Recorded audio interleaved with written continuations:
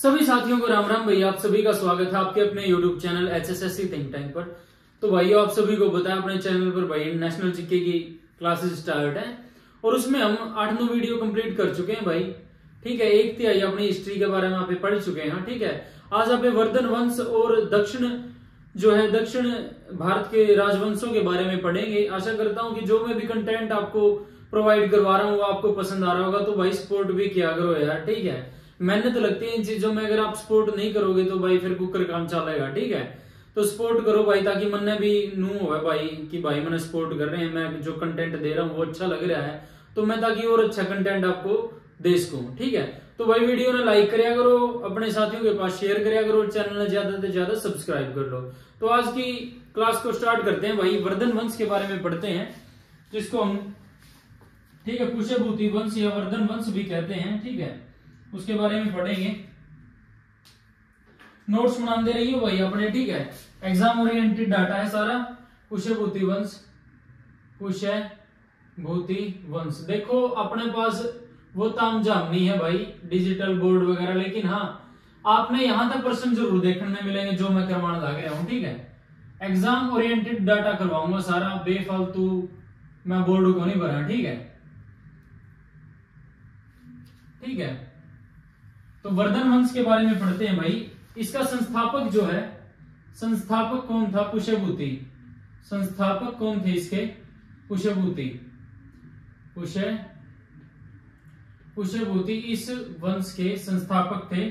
ठीक है, राजधानी जो है थानेश्वर, जो अपना हरियाणा में भाई थानेश्वर भी बोलते हैं। थानेश्वर कहां पर? हरियाणा में। ठीक है, ठीक है। इस वंश का पहला प्रतापी राजा, वंश का पहला प्रतापी राजा कौन था?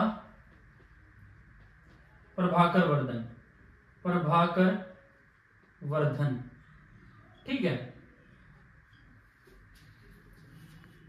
ये इस वंश का भाई चौथा शासक था। ठीक है, संस्थापक आपका कुशभूति था।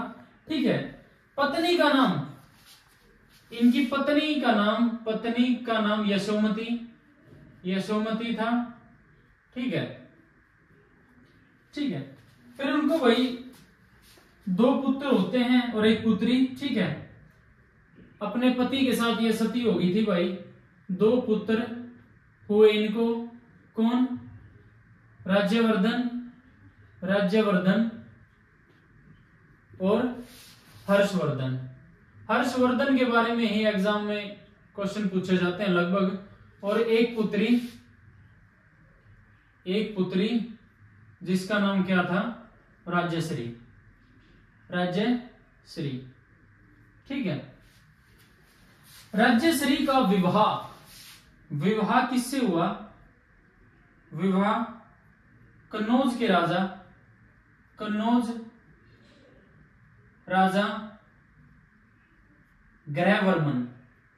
ग्रहवर्मन के साथ इनका विवाह होता है। ठीक है, मालवा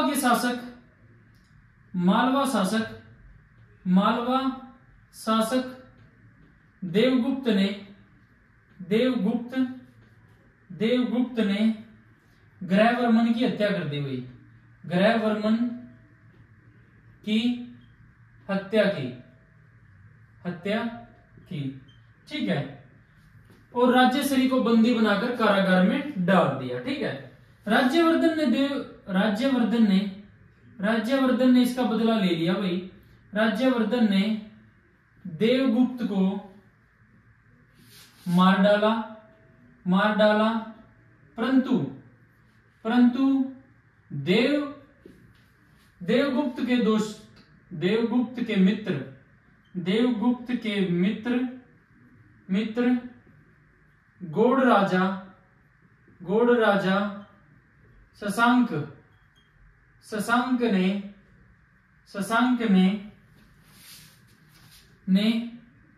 राज्यवर्धन को मार दिया। ठीक है, शशांक जो है भाई शैव धर्म का अनुयायी था। शैव धर्म का अनुयायी इसने बोधि वृक्ष को कटवा दिया भाई, बोधि वृक्ष को कटवा दिया, बोधि वृक्ष कटवाया। ठीक है। राज्यवर्धन की मृत्यु हो जाती है। राज्यवर्धन की मृत्यु के पश्चात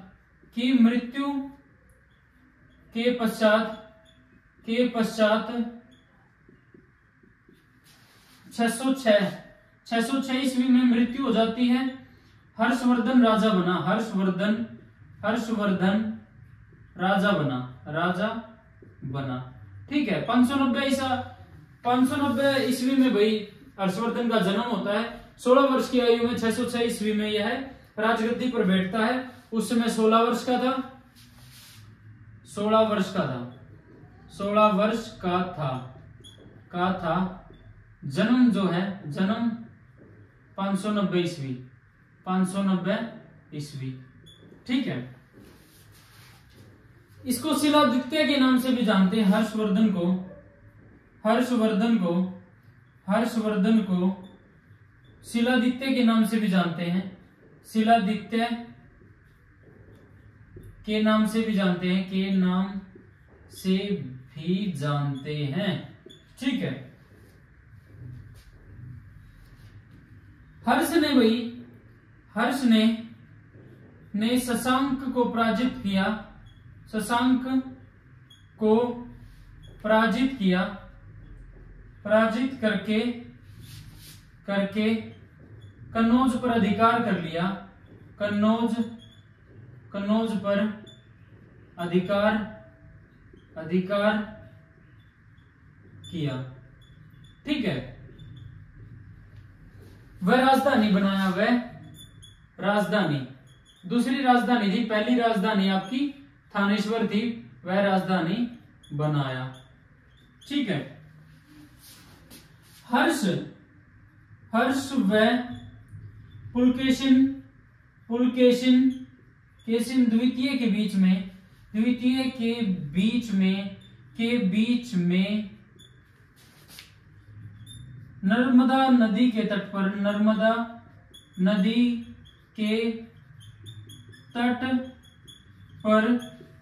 634-35 में हुआ था भाइयों, तट पर युद्ध हुआ। 634 ईस्वी में हुआ था शायद, 634-35 ईसा है।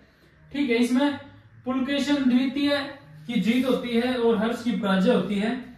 चीनी यात्री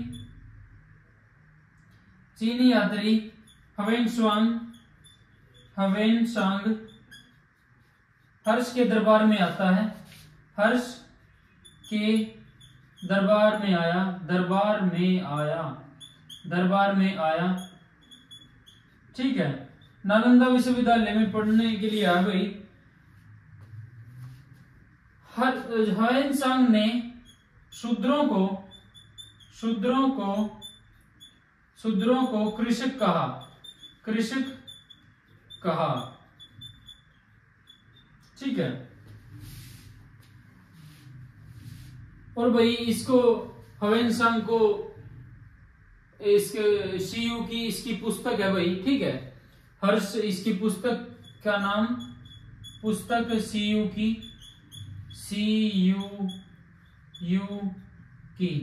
ठीक है। इसकी पुस्तक है भाई। ठीक है। और यात्रियों का राजकुमार कहा जाता है इसको, यात्रियों का राजकुमार। ठीक है। इसको कहा जाता है। प्रारंभ में भाई हर्ष शैव धर्म का अनुयायी था, लेकिन इसके हवेनसांग से मिलने के बाद यह बौद्ध धर्म का अनुयायी हो गया भाई। ठीक है। बाणभट्ट, हर्षवर्धन का बाणभट्ट जो है कवि था हर्षवर्धन के दरबार में। ठीक है। रचना इसकी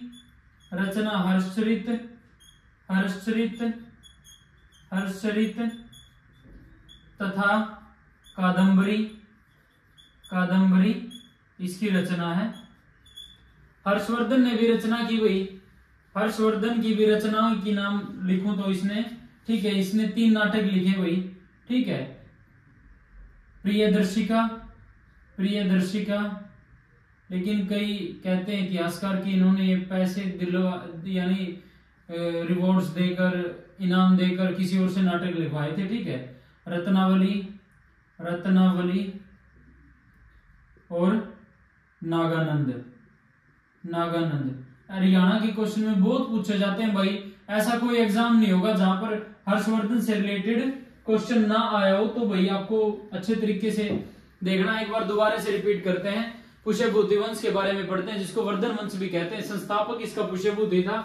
इन्होंने अपनी राजधानी थानेश्वर हरियाणा में बनाई भाई। वंश का पहला प्रतापी राजा प्रभाकर वर्धन था। पत्नी का नाम यशोमती था। 2 पुत्र हुए, राज्यवर्धन, हर्षवर्धन। 1 पुत्री हुई, राज्यश्री। राज्यश्री का विवाह जो है कन्नौज के राजा ग्रहवर्मन के साथ होता है।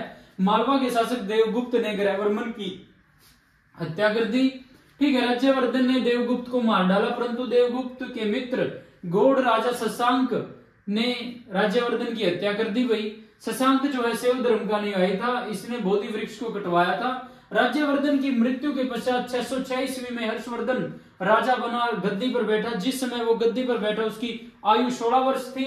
जन्म इसका 590 ईसा पूर्व में होता है, 600 ईसा पूर्व नहीं 590 ईस्वी में होता है भाई, ठीक है। हर्षवर्धन को शिलादित्य के नाम से भी जाता है। हर्षवर्धन ने 3 नाटकों की रचना की, प्रियदर्शिका, रत्नावली, नागानंद।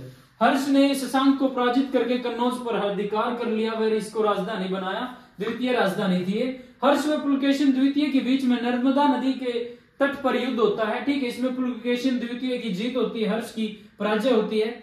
चीनी यात्री ह्वेनसांग हर्ष के दरबार में आता है। हर्ष ह्वेनसांग ने शूद्रों को कृषक कहा, जो भाई, ठीक है, 4 वर्णों में बांटा था, ब्राह्मण, क्षत्रिय, शुद्ध, वैश्य, शूद्र, ठीक है। तो शूद्रों को कृषक कहा। इसकी पुस्तक शियू की, इसको यात्रियों का राजकुमार कहा जाता है। यह नालंदा विश्वविद्यालय में भाई बौद्ध धर्म के बारे में पढ़ने के लिए आया था। बाणभट्ट जो है हर्षवर्धन का दरबारी कवि था। इसकी रचना हर्षचरित व कादंबरी है। तो भाई इसको नोट डाउन करो, अच्छे से स्क्रीनशॉट लो, फिर बढ़ेंगे आगे।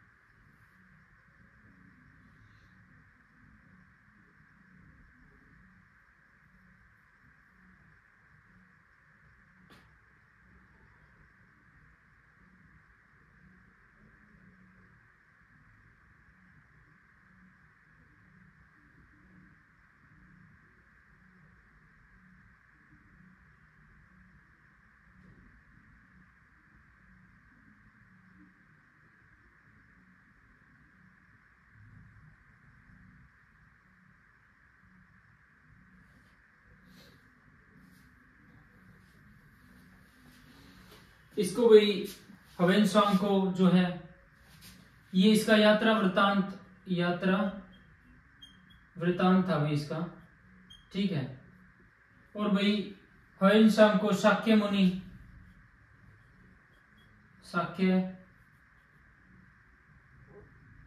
शाक्य मुनि, ठीक है। नीति का पंडित, नीति का पंडित, ये इसको कहा जाता है भाई, ठीक है। तो इसको नोट डाउन करो भाई, स्क्रीनशॉट लो, फिर बढ़ेंगे आगे।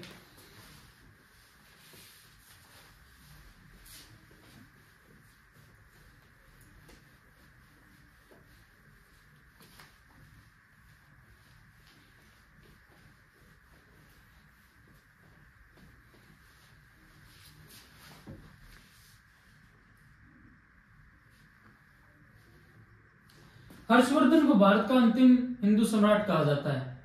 हर्षवर्धन को भारत का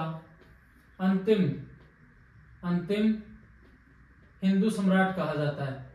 हिंदू सम्राट कहा जाता है।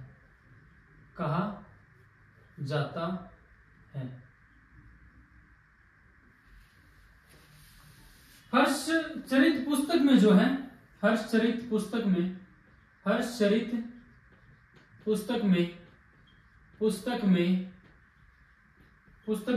प्रांतीय शासक के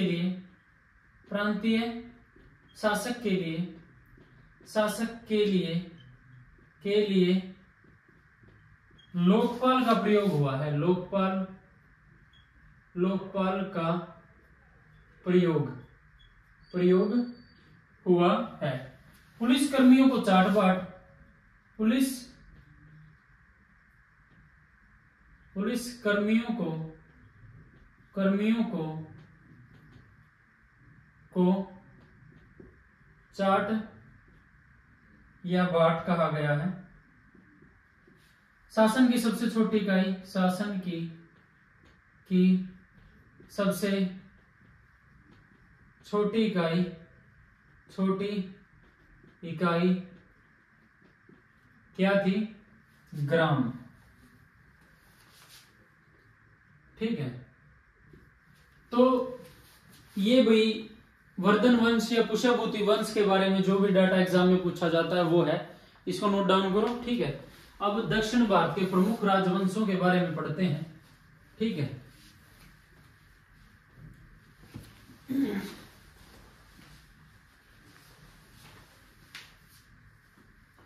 दक्षिण भारत के प्रमुख राजवंश, दक्षिण भारत के प्रमुख राजवंश। तो भाई दक्षिण भारत के बारे में पढ़ते हैं तो सभी ने दिक्कत आओ भाई दक्षिण भारत के राजवंश को पढ़ते हुए, लेकिन मेन पढ़ाएंगे भैया पे। शुरुआत में पल्लव वंश के बारे में पढ़ेंगे भाई। पल्लव वंश का संस्थापक बप्पदेव था।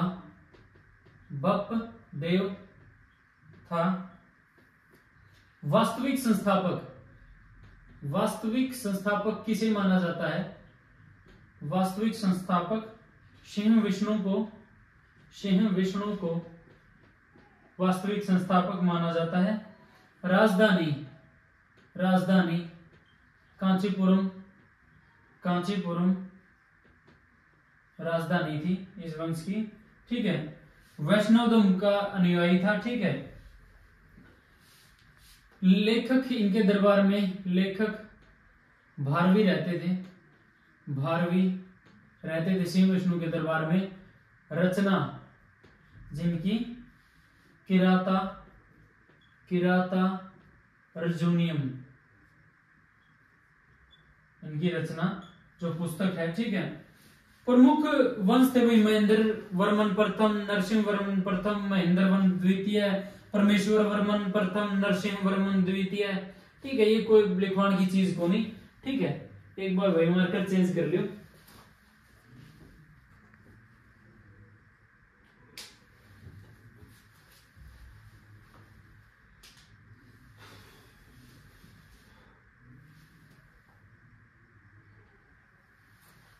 पल्लव वंश का अंतिम शासक, पल्लव वंश का अंतिम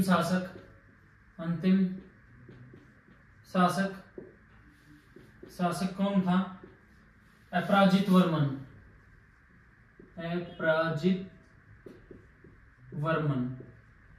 ठीक है, महाबलीपुरम के रथ मंदिर का निर्माण किसने करवाया? पल्लव राजा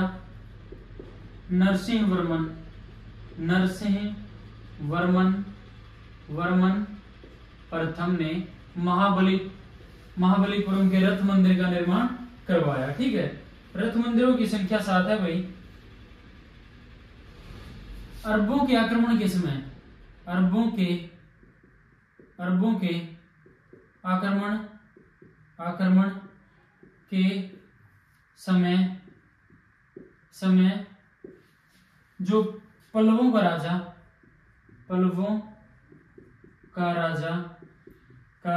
कौन था भाई? नरसिंहवर्मन द्वितीय भी हो। ठीक है, नरसिंहवर्मन द्वितीय। ठीक है, ये शिवभक्त था भाई। ठीक है, इसने कांची के कैलाश मंदिर का निर्माण करवाया। कांची के कैलाश मंदिर का निर्माण करवा, कैलाश मंदिर का निर्माण करवाया। ठीक है, मंदिर जो द्रविड़ शैली में थे भाई। नरसिंहवर्मन द्वितीय का दरबारी कवि, नरसिंहवर्मन द्वितीय का दरबारी कवि कौन था? दंडी था। रचना है इनकी 10 कुमार चरित्र। 10 कुमार चरित्र इसकी रचना है। ठीक है, जो पल्लव नरेश है भाई वो ब्राह्मण धर्म के अनुयायी थे। अब पढ़ते हैं भाई चोल साम्राज्य के बारे में इसको। ठीक है, जो भी भाई एग्जाम डाटा बनता है भाई, जहां से क्वेश्चन उठ सकते हैं, वो मैंने पल्लव वंश के बारे में करवा दिया। और इतना ही याद करोगे तो वही ठीक है। बाकी राजवंश जो दक्षिणी राजवंश है वो याद कर दिया होने, मैंने पता भाई दिक्कत आया करे हर स्टूडेंट का आंधी होगी भाई। ठीक है, क्योंकि एक तो नाम ही इतने अजीब से हैं। ठीक है, तो अब चोल वंश के बारे में पढ़ेंगे भाई।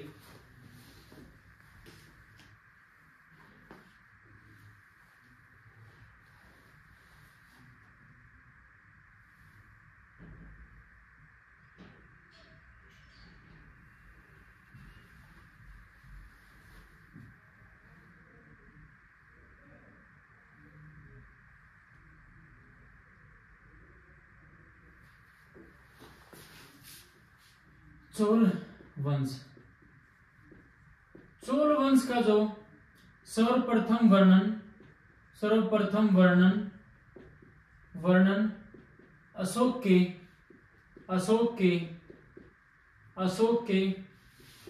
13वें शिलालेख में मिला है।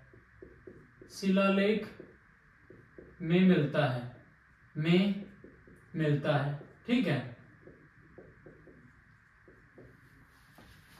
ठीक है, मार्कर चेंज कर लें।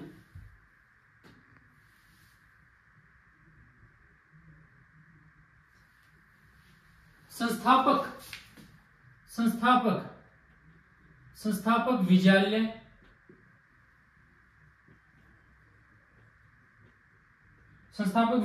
था। ठीक है, राजधानी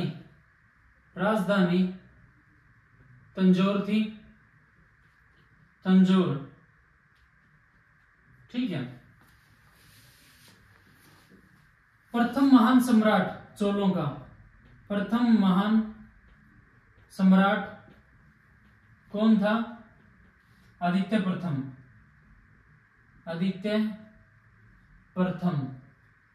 ठीक है, राजराज प्रथम ने श्रीलंका पर आक्रमण किया। श्रीलंका पर आक्रमण किया। ठीक है,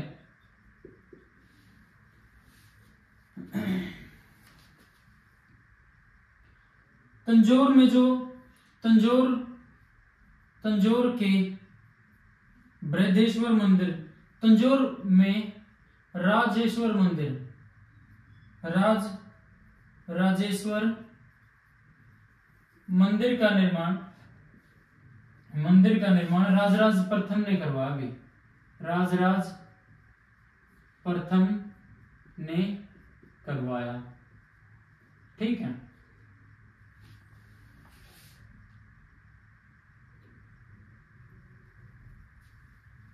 राजेंद्र प्रथम के समय में भाई सर्वप्रथम इसका, ठीक है, विस्तार हुआ। चोल वंश का अंतिम शासक, चोल वंश का अंतिम शासक कौन था? अंतिम शासक राजेंद्र तृतीय। ठीक है। संपूर्ण चोल साम्राज्य भाई 6 भागों में विभक्त था। स्थानीय स्वशासन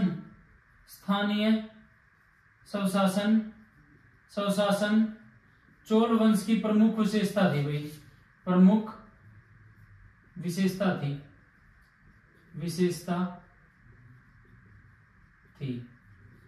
ठीक है।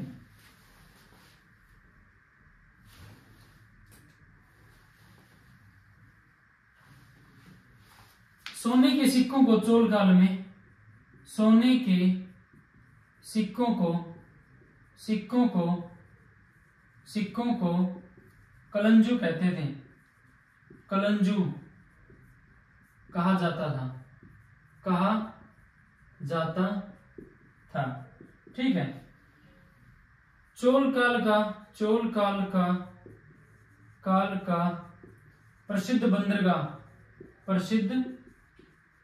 बंदरगाह कावेरीपट्टनम था भाई, कावेरीपट्टनम था। ठीक है। चोल काल की नौसेना शक्ति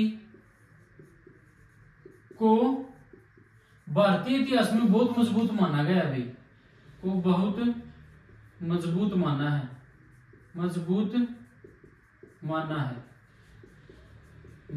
है। ठीक है।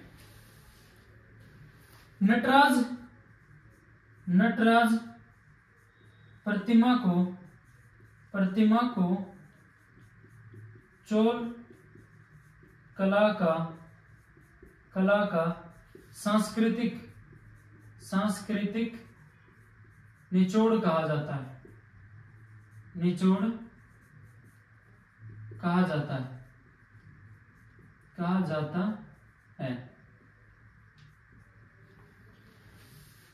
विष्णु के एक लिख लेते, एक ये बात लिख लो भाई, विष्णु के उपासक अलवार कहलाए, अलवार। शिव के उपासक नयनार कहलाए। ठीक है।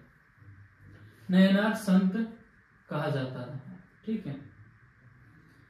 तो ये आज की वीडियो को यहीं पर विराम देते हैं भाई। ठीक है। एक बार देखते हैं चोल वंश के सर्वप्रथम वर्णन जो है शोक के 13वें शिलालेख में मिलता है। इसका संस्थापक विजयालय, राजधानी तंजौर, प्रथम महान सम्राट आदित्य प्रथम, राजराज प्रथम ने श्रीलंका पर आक्रमण किया।